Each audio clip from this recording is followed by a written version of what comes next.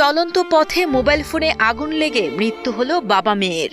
ঘটনাটি ঘটেছে টাঙ্গাইলের দেলদুয়ার উপজেলায়। বজ্রপাতের সময় বুক পকেটে থাকা অ্যান্ড্রয়েড স্মার্টফোনটিতে হঠাৎ আগুন লেগে যাওয়া এবং সেই আগুনেই দগ্ধ হয়ে টাঙ্গাইলের বাবা ও তার শিশু সন্তানের মর্মান্তিক মৃত্যু হয় বলে জানা যায়।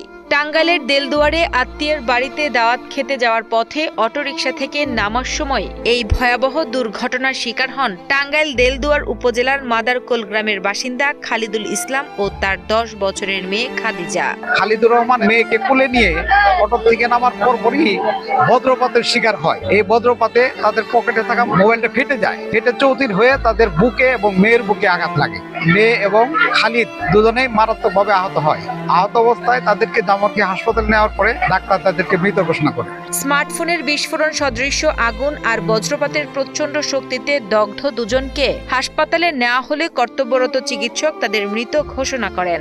অভাবনীয় এই দুর্ঘটনায় নিহতের পরিবার সহ পুরো এলাকায় নেমে এসেছে শোকের ছায়া। আমার হৃদয়কে অনেক নাড়া দিছে। আসলে আমি আমার জীবনের প্রথম দেখলাম যে বজ্রপাতে মানুষ মারা যায়। যখন আমি লাশটা নামাইলাম এই সময় আমার ভিতরটা ফাইটে গেছিল।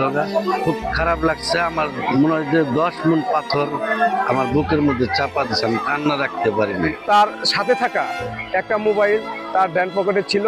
বিদ্যুৎ চমকানোর কারণেই তারা এই বজ্রপাতের কারণে তাদের উভয়েরই মৃত্যু হয়েছে।